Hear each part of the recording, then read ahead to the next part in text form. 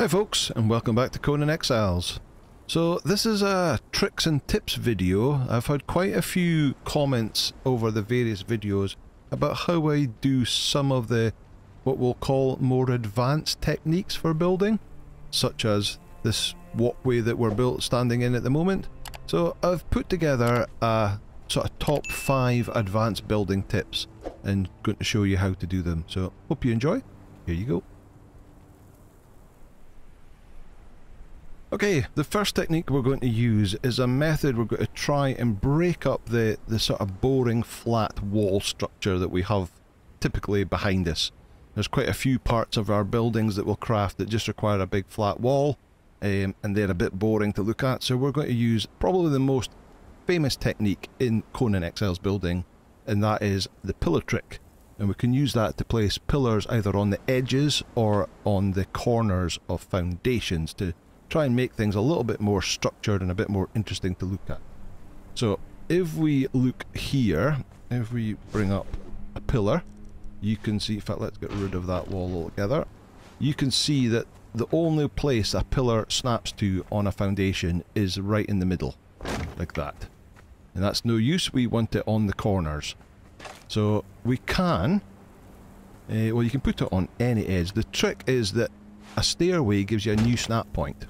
So if we do that and put a stairway on the edge, you can see that we've now got one in the middle and one on the edge. But it floats on the edge there, so not the best. So if we're going to do this technique, what we need to do is, instead of using foundations, we're going to use ceilings, the ceiling and pillar trick. So if we put a row of pillars, ceilings down like that, you don't have to have all ceilings, you can if you want.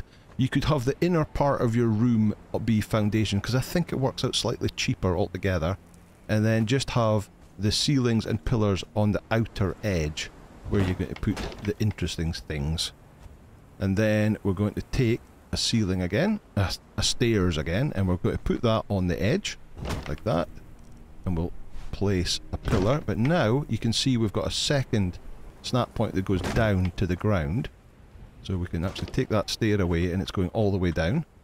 We want to then place a ceiling on top of that, and then take another stair and bring it down in the direction that you want to put the pillar. We want the pillar on this corner here, so we want it on that side there. That gives us another snap point there. And then if we bring all that down, you can see, and take all this away, that that is now a pillar on the corner going all the way to the ground. We can place a, oh that's inside out, we place the walls down underneath it to make it solid, like so. Now we want to do it in other corners. You could do exactly the same thing in each corner, but that's a little bit time consuming. The quickest way is take a ceiling and stick it on top of that pillar, and you can see that ceiling is now half a foundation over from where it would be if you snapped it on there. Bring it across. So it's now right above that corner. Get your pillar, put it in there, and it'll snap, and that makes it automatically in that corner. And then you can remove this structure here.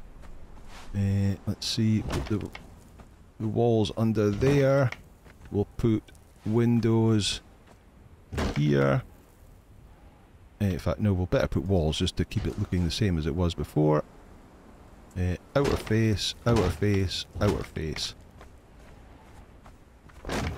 And there you go. We've got the same wall, but now we've got the pillars on the corner. You could actually put a pillar in the middle as well if you so wish. Or in these areas here might be even better. If you've got like four walls wide, you could put 2 walls, a pillar, 2 walls, a pillar. Something like that, just to break up the flatness of the walls and just make it a little bit more interesting. And then of course you can bring them up and keep going. I think you need to put the pillars in. If you want to put another layer of walls, you need to put the pillars in first. You can't put a wall in and then put the pillar in.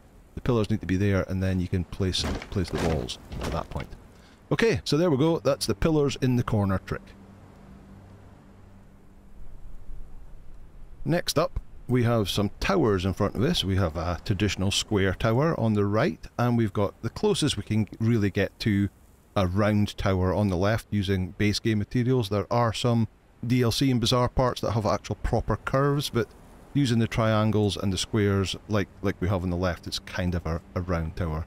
But what if we wanted to turn our square tower into a round tower, or a round tower into a square tower? That's a little bit difficult because the pieces don't quite fit. They won't snap to each other like they would on once you started off in a pattern. So what we can do is, if we use that and go for a wall piece and place a wall piece down the middle, we can then take wedges and place wedges like so off of each one, and then take our walls. That then creates a new snap point coming down the way from those wedges, like so. That's inside out. And then we can bring them up.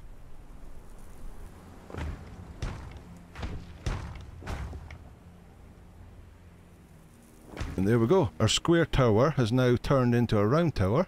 And equally, we can do the exact same thing on a round tower. If we bring in our walls, place them in whichever direction you want the square to go. And then you can place the square ceilings, like so.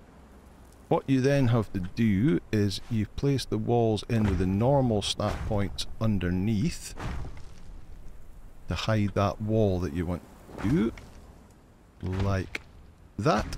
And then you can place your walls on top, making a mess of that and that.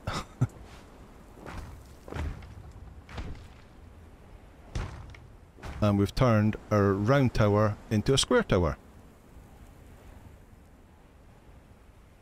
Now, a nice technique you can use using this system is, if you've got a round tower like that and you've turned it into the square base, first of all, if we use the good old pillar trick to get, let's see if I can get that to snap at the right place.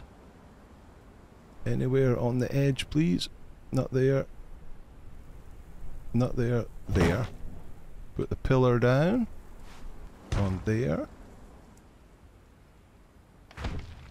And then place a ceiling on top of that, and then a stair down. Instead of going for the outside edge, we're wanting to put it on the inside edge, because as we will see, if we take away all that, that then gives us a pillar right on the center. Stick a ceiling in the middle, and we can get rid of that. Now we go for the Numidian rooftop corners and put them around like so. So we've got a square roof happening. We can take anything we want. Maybe, can we put these in? Don't think they'll snap. Let's put these in. Like so, just to fill that square in the middle. And then finally, we put the little rooftop cap on top, and we've got a lovely square rooftop to our round towers. It works really well. So there we go. That's round onto square, square onto round, and some ways we can use that to make it look a little bit more interesting. Okay, so this next technique is probably quite well known as well. And this is the stepped foundation technique. So, as you are probably aware, the only snap point on a normal foundation is just one foundation height at a time. There's nowhere in between. But what you can do is, if you use the fence foundation, and every building set has a fence foundation, you can see it'll attach to your foundation and it has two snap points. The normal height and one that's slightly lower. So if we do that, I'm going to get one to stick out so I can copy easier, and then paste that. That means your foundation will now snap to the foundation or to the lower fence foundation snap point. So you can do that, then put another one, and then put another one. Do we even need another one? Can get another one. There we go. Right, so now that snap points are actually low enough that you can just run up them. So you could use this as a bridge. I mean, you could do it the other way. You could create a whole bridge like this to go up and down. And of course, once you've got those snap points, you don't have to continue to use the foundations. You could use ceilings or something as well to make it a bit more ornate. Let me get rid of that now. So you can see we've got steps up and steps down. And we can run right over the top.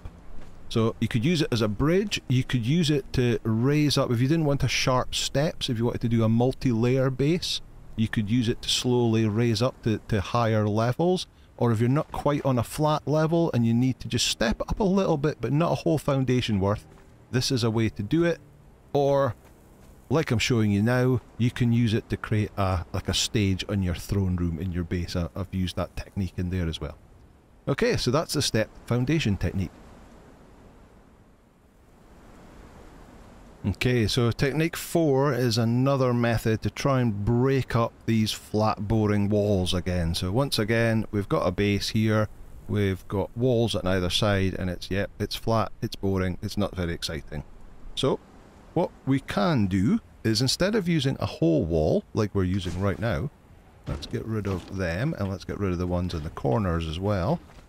We can use these sloping walls. So we take one of them, stick it in there, and we'll stick it in there in the corner, and then we'll do the other side to put it in there and there. So you've got sloping down from the corner, sloping up to the door. You can then use the inverted ones like this to fill the gaps. If you can get it to snap, there we go. And the other inverted one, or is that the same one? Yeah, there we go. There we go. And as you can see, it just makes a slightly more interesting pattern. Particularly, I've got it around the doors and at the corners, and you can do it like that. Different materials will have different effects on the sloping wall, so you might want to mix and match, but having that just splits up the door, the walls and the corners a little bit more interesting than just plain boring walls. There you go. Right, so the 5th trick we're going to use now is using the stable fence gate frames from the Riders of Hyboria pack to make slightly more interesting windows. And also, we can also use it for other kinds of support that we'll go on to later on. So if we look at our stable set that you get from the Riders of Hyboria, this item here, the stable fence gate frame brackets pillars, you can slot that in there, and the important thing that does is it gives you support for a roof piece above you. And then we can use, let's see, what will we put in? Let's put in some insulated wood. Let's take a fence from there. We put the fence in, and then we can put a roof on top of that, and there we go. We've got a slightly larger window using that technique. We can do exactly the same thing using the Aesir support frame. If you have the Aesir set, that goes in there. We can put a fence in there that does the same thing. And the other thing you could do is, over the top of that, you could put in a window. So the window set from the storm glass, we'll put it back to front so the bits don't stick out. And then you can put a roof over the top. So then you get a window like that with the fence out. You can mix and match your different pieces to get the effect that you're looking for. So an open window like that, or a class window. And then, as we can see here on our previous storm glass base build, we have the exact same technique using the support pillars and the fences as part of our doorways as just a walkway protection, and then still have a roof over the top. There you go. There's my top 5 advanced building techniques, and hopefully that's giving you some inspiration in how you can use that in your own builds, just to make them a little bit more interesting and a little bit less of a simple box. Okay, that's going to do it for today. Thank you so much for watching. If you like this video, please hit the like button, hit subscribe, and I'll see you in the next one. Bye now.